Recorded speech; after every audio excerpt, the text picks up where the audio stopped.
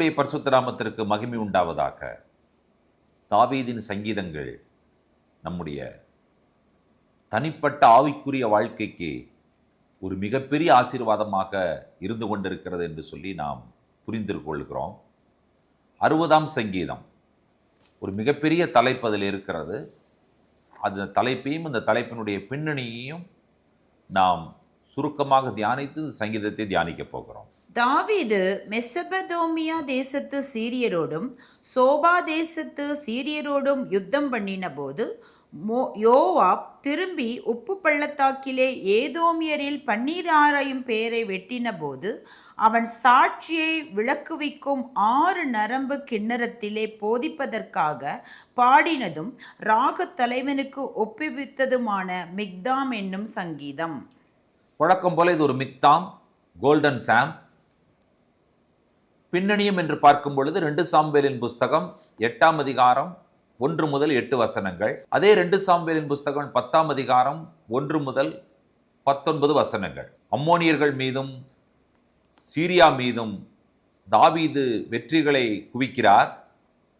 அதே தாவீது ஏதோம் மேலும் மிகப்பெரிய வெற்றிகளை குவிக்கிறார். மோவாப், அம்மோன், பெலிஸ்தியா, அமலேக், ஏதோம் இவர்கள் அனைவர் மேலும் தாவீதிற்கு ஒரு மிகப்பெரிய வெற்றி கிடைக்கிறது.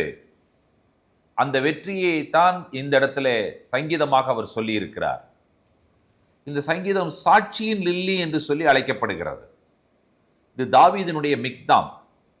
மிக்தாம் என்று சொன்னால் உங்களுக்கு தெரியும், கோல்டு.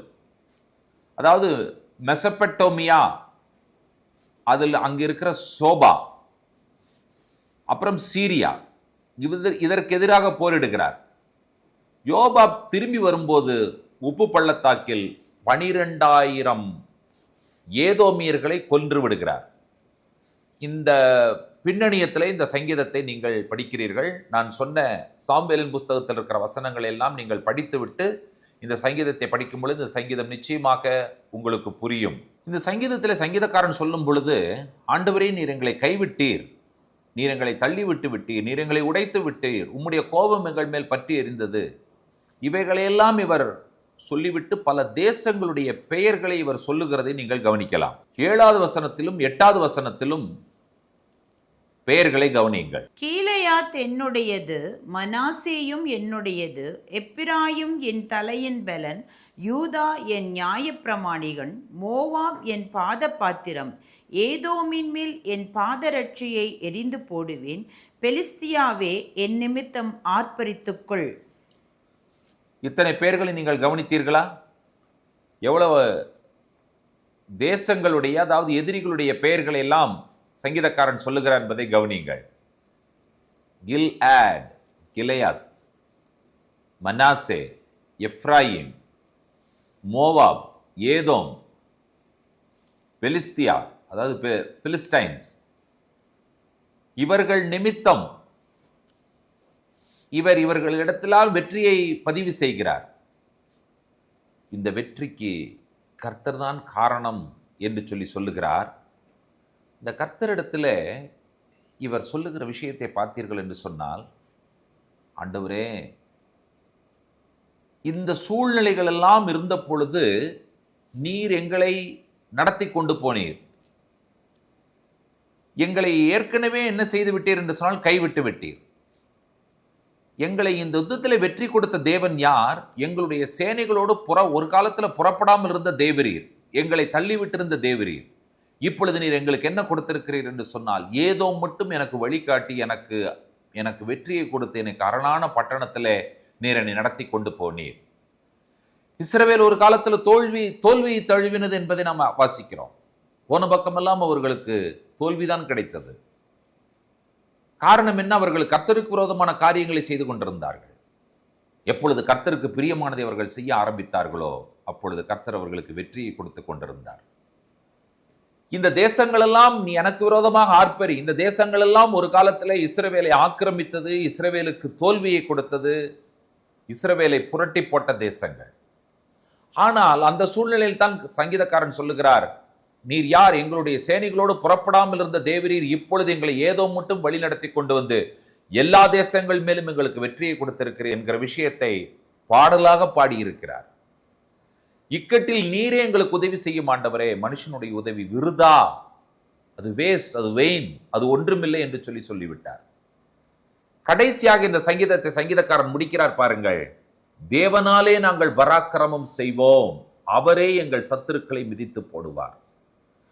நாம் பராக்கிரமம் செய்கிறவர்களாய் மாற வேண்டும் என்று சொன்னால் நாம் தேவனை அண்டிக் கொண்டிருக்க வேண்டும். நம்முடைய சத்துருக்கள் பிசாசு, நம்முடைய வாழ்க்கையில போராடுகிற போராட்டங்கள், நம்முடைய வாழ்க்கையில் அனுபவிக்கிற எல்லா துன்பங்கள், துயரங்கள், இவைகள் எல்லாவற்றையும் மிதிக்க வேண்டும் என்று சொன்னால் நானும் நீங்களும் மிதிக்க முடியாது, கர்த்தரே மிதிக்க வேண்டும். அவருடைய கால்களின் கீழ் தான் இந்த சத்துருக்கள் மிதிபடுவார்கள். அவர் உன் தலையை நசுக்குவார், நீ அவர் குதிங்காலை நசுக்குவாய். மேசியாவை பற்றி சொல்லப்பட்ட முதலாவது அற்புதமான தீர்க்க தரிசனத்தை ஆதியாகமம் 3:15 வாசிக்கிறோமே, அதைத்தான் சங்கீதக்காரன் இங்கே தொடர்புபடுத்தி சொல்லுகிறார். அவரே எங்கள் சத்துருக்களை மிதித்து போடுவார் என்று சொல்லுகிறார். கர்த்தரிடத்தில் நீங்கள் சங்கீதக்காரன் சொல்லுகிற இந்த வார்த்தைகளை ஏன் நீங்கள் சொல்லக்கூடாது? நாம் அனைவருமே ஏன் சேர்ந்து சொல்லக்கூடாது? இக்கட்டில் எங்களுக்கு உதவி செய்யும் யார்? ஆண்டவர். இன்னொன்றையும் அதோடு கூடவே சேர்ந்து சொல்லுங்கள். மனிதனுடைய உதவி விருதா, அது வேஸ்ட், அது வேன் அப்படின்னு என்ன அர்த்தம்? அவன்கிட்ட உதவி வரவே வராது. There is no help from man. Only God can help. எந்த சூழ்நிலையில?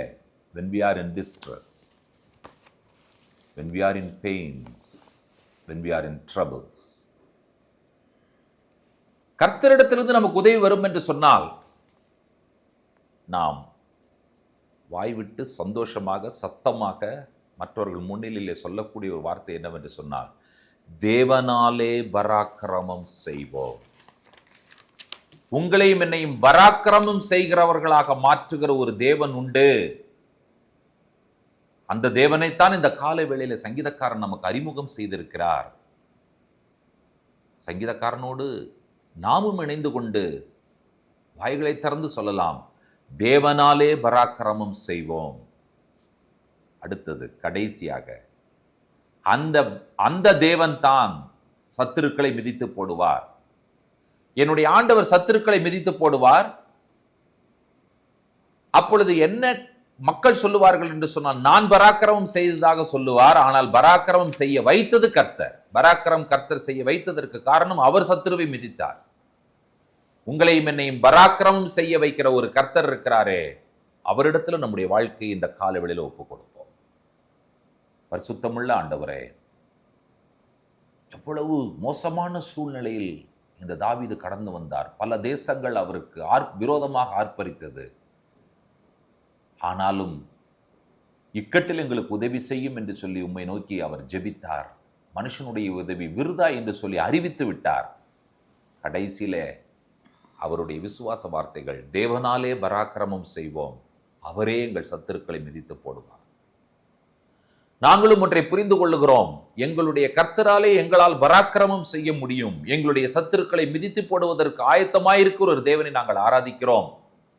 எங்களை சத்துருக்களின் கையிலிருந்து விடுதலையாக்கி பராக்கிரமம் செய்கிறவர்களாக மாற்றுகிற தேவாதி தேவனுடைய கரத்திலே எங்களுடைய ஆவி, ஆத்துமா, சரீரத்தை அர்ப்பணித்து ஜெபிக்கிறோம். ஜெபம் கேளும் பரிசுத்தமுள்ள பிதாவே, ஆமேன். நம்முடைய கர்த்தராகிய இயேசு கிறிஸ்துவின் கிருபை, பிதாவாகிய தேவனுடைய அன்பு, பரிசுத்த தேவாவியானவருடைய அன்யோன்ய ஐக்கியம், சிநேகம் நம்மளோடும் கூட கர்த்தருடைய வருகை பரியந்தம் நீடித்து நிலைத்திருப்பதாக. ஆமேன், ஆமேன். கர்த்தர் தாமே நம்ம ஒவ்வொருவரையும் நிறைவாய் ஆசீர்வதிப்பாராக. ஷலோம்.